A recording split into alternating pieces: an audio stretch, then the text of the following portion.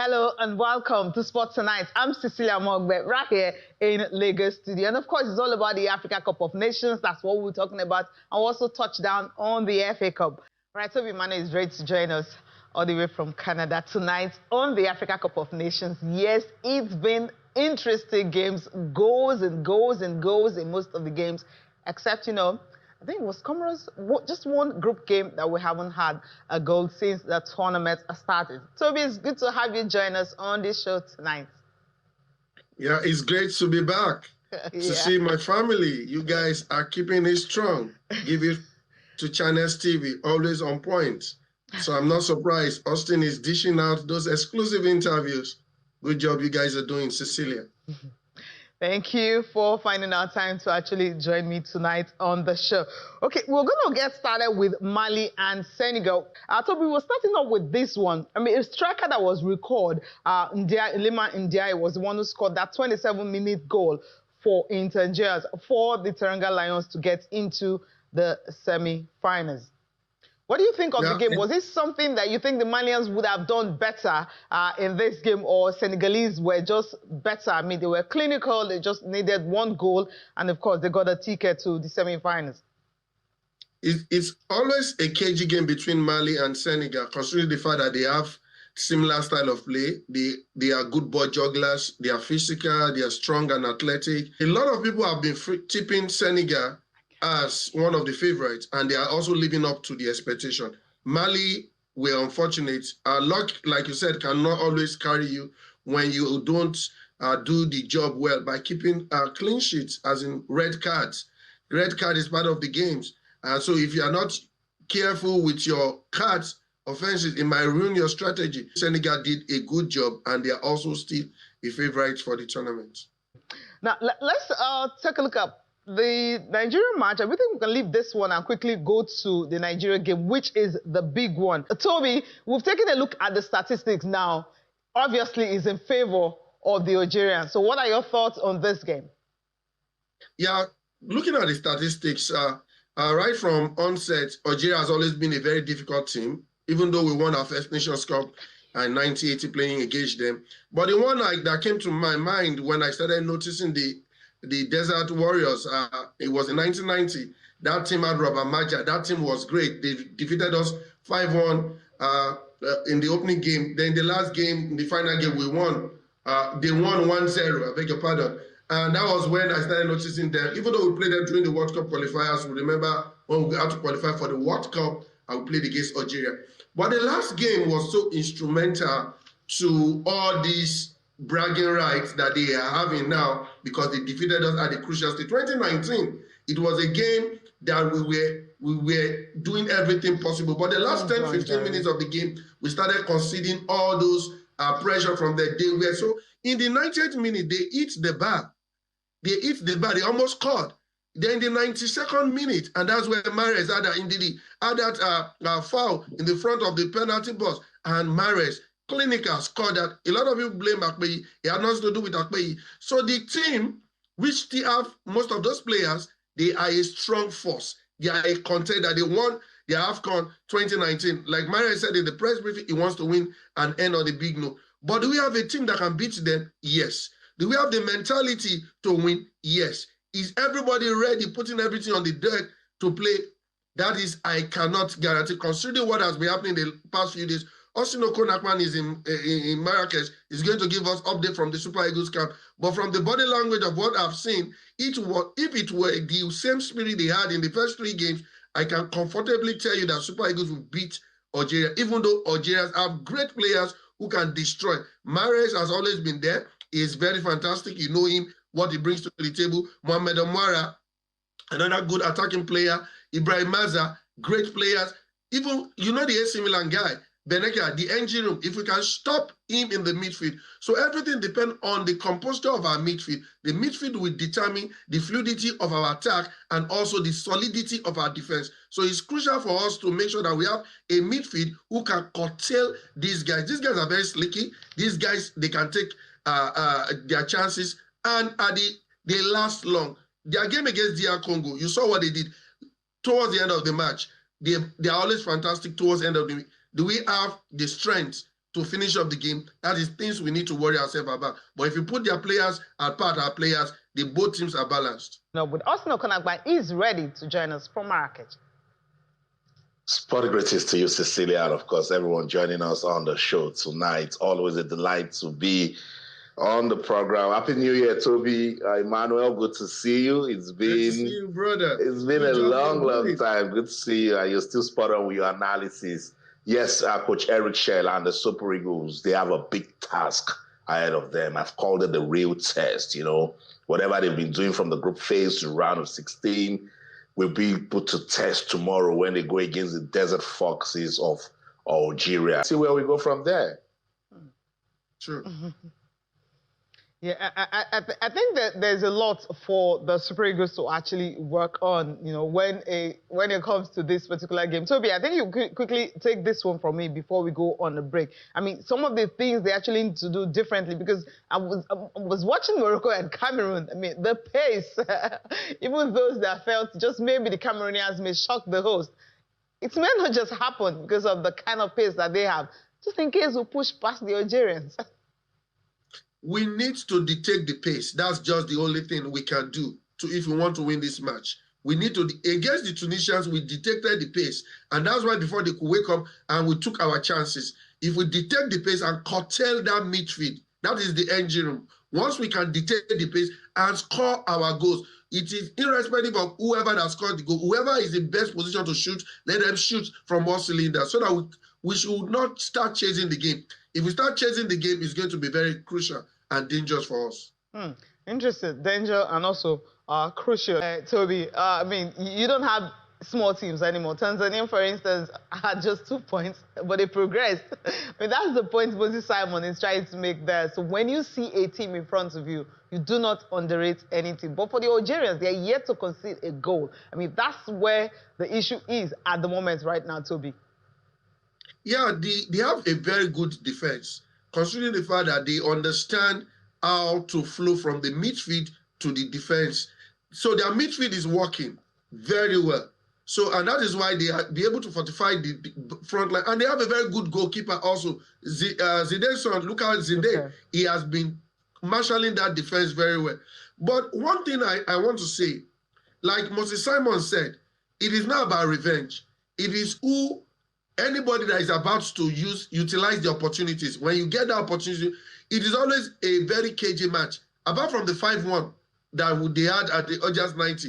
Against Algeria, we always have 1-0, 2-1, 1-1 draw. So I see this game even going far if nobody scores, or if we score, they can score. That's the good of both of these two teams. But we need to just make sure that our strikers will not be selfish. Everybody play together as a team. And like the coach also said, the press is the mental state of the player. That is very key for me. For me, if you look on paper, Nigeria have a team that can withstand this Algerian team. But what is the mental state of our players? Maybe Austin will be able to help me with that, because I don't know much about the mental state of the players. Yes, Toby, you're very correct, and the coach mentioned it yesterday, I gave that update when they landed. They got to a small reception, hosted by some Moroccan officials, and then straight up, it was about 2 hours rest, and the coach said, we need to get back to business. This is serious mission right here. And the state of mind is right, because look, even at a press conference, some journalists try to bring up this unpaid allowances conversation and all of that. And look, Coach Eric said, I am here for Algeria versus Nigeria. I'm not going to answer anything about it. If you want to know what's up with that, go and ask the federation. For me and my players, our mind is right, and we are focused on going out to play that game against Algeria. And I think, from what Austin has said concerning, no distraction, no matter what's going on. But what I'm wondering is who actually leaked, the story. I know it's the players. They just have a way of talking to journalists especially when they're very close to you. They could just confide in you and say, you know what, help us make noise now. There's something going on. Because if they had not actually talked about it, there is no way most people will know that they haven't been paid their, 4 matches allowances. But because what we are made to understand is the money for AFCON was approved before the tournament started, and January 5th, that's when the allowances was being approved. I'm like, why would they send it at that time? Is this maybe something they can actually do so that we don't have this thing again? Because some people are talking about there is a way you can actually have this you synchronize it in a way that, I'm trying to remember the word now, what you do that automatically as they're winning games or they're losing whatever you want to pay them, it drops in the account automatically, really. Yeah, it's unfortunate because, like I said in my previous post on my personal social media, it's unfortunate we are in 2026 and we are still having these issues 10 years, 15 years down the line. These are things that can be put, they can be settled easily. So, but I read a statement from the Minister of Finance saying that everything has been, they speed out action to quickly sort everything. So, why waited till that? If they could have done that, why not just do that? At this stage, we needed that. We don't need that distraction. The team have been playing very well. Everybody, both the media, the organizers, the fans, everybody are rooting for the Super Eagles. In fact, the Moroccans, I watched Austin Okonakman's interview from the Moroccans and everybody. The Moroccans are tipping Nigeria and Morocco for the finals. You could see the French.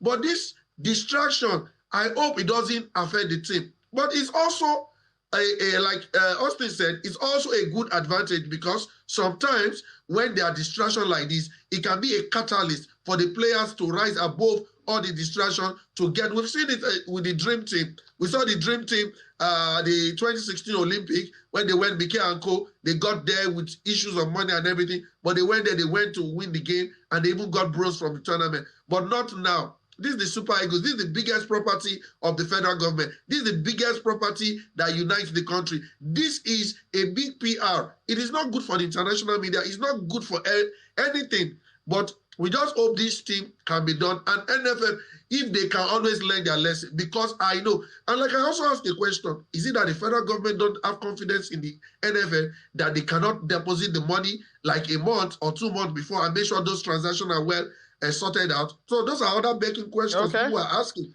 But nevertheless, we believe this team can get the result irrespective of all the distractions. Now, Austin, a quick update from the Morocco and Cameroonian game. I said it yesterday. I called it on the show. I was so confident about it because about Toby, this one looks like it's going to the Atlas Lions. Yeah, I think so. I think so. They've been the host nation. They have good players. We've seen that. We saw that at the World Cup. We've seen what they've done. They still have that continuity in that team. And a lot of people are just looking at them because they are host nation. They are a good team. They are the best ranked team in Africa currently. So they have a very good team. They are taking their matches one after the other. And hopefully before the game ends, they'll make it too. Because I can't guarantee you that the Cameroonians, they know how to cause upset in the last minute. But nevertheless, I see the Moroccans winning. Just like Nigeria will win tomorrow 2-0. I'm giving you 2-0. Austin said 3-1. I'm giving you 2-0. Interesting. All right. Let's leave Nigeria game now because I know we can actually do Nigeria-Algeria show, right? But we're going to be talking about another game that will be played on Saturday. That's this particular match, Côte d'Ivoire and Egypt, 7-time champions, a record time, and of course, the holders of the current trophy.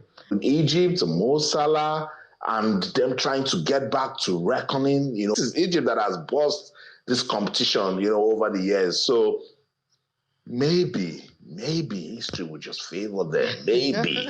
It's hard to call this one, Toby. Where do you think it's going? For me, I think Côte d'Ivoire, defending champion. And if you look at the assembly of their team, they have young players who are also doing very well. Their team is very compatible. They play compact football from the midfield to the attack and to the defense. Ahmad is doing very well. And the other players from the back line that who could score. So it's going to be a very difficult game. I still see an upset, defending champion crashing out. Austin, there's updates coming from the game between Morocco and Cameroon. So it seems the Moroccans' dream will definitely continue, aiming for their first AFCON since 1976. I told you, Cecilia, I was so sure Ismail Saibari was the second goal for the host. Look, it is what it is. This Moroccan team, before the AFCON, Who wasn't singing their songs of praise? Who wasn't, you know? So because we got into tournament mode now, some teams can play the way they did, e.g. Tanzania, and then everybody wants to forget that this Moroccan team is solid and they are coming from a solid structure from about 6-7 years ago. Did it at the World Cup, got the world talking. They continued, went before the AFCON, won the Gulf Cup, won the Arab Cup, winning everything. Under 20. Not just on the Under field. 20. Under there 20. We go. They also won the under 20. They put structure in place. And that's why I said they are currently the best team in Africa. They have the players, they have the experience. And again, they are playing at home. Forget, a lot of people are just looking at them because they are host nation. They have a good team that can beat any team in the tournament. And I see them going far in the tournament. But let's hope Nigeria qualify first before we know whether they will win. I think you're so right in that aspect. Also, remember there was actually a time we dedicated a show to the Moroccan team. That's right. When they were like, when they were 18 games winning streak, not unbeaten. Winning streak. You know, Spain had it. I think theirs ended in 15, but they've continued. Now, this Africa Cup of Nations, they've won 4 games so far. This is the 5th one. I mean, there was a draw in between. But if you now take a look at their unbeaten run, it simply means they are unbeaten how many games? You're looking at 23 at the moment. No country in the world has ever done that. So that's what the Moroccans are currently doing. And so you can actually rate them well as the best team in the world, if you like, because the World Cup is coming. We'll see what they can actually do about that. They are 10th in the world. They are 10th in the world. That's not mean feat. Yes, a top 10 in the world. But so we remember when the Super Eagles were actually top 4, right? Okay. Number 5. We were 5th in the world after the USA 94. Okay, so we're going to be leaving that. Africa Cup of Nations, I know we can spend the whole time talking about Africa Cup of Nations, but we need to move on from the Africa Cup of Nations. Your prediction for, you predicted 2-0 for Nigeria, right? Are you going to stick your neck out for Cote d'Ivoire and Egypt? Cote d'Ivoire, Egypt might win 2-1. On paper. But okay. Egypt is winning. Egypt is winning. The record statistics, everything. Is the result I want. Is the result I'm looking at. Austin, do you want to do that? I still want to stay with Egypt, you know, and that's because as a team, if you want to judge it based on team play, cohesion, understanding, I think they're a better side, you know. So, yeah, I want to stick with Egypt, but I'm not going to, I don't want to say a scoreline, please, but I'll just say Egypt. Okay, money is in your pocket. Well, so we want to thank you so much for joining us on this segment of the Africa Cup of Nations. Thank you so much. Thank you. It's always a pleasure to be back home. Yeah, thank you. We can't wait to have you maybe one day in the studio right here in Nigeria, Lagos. Anything can happen. All right, I'm waiting for that.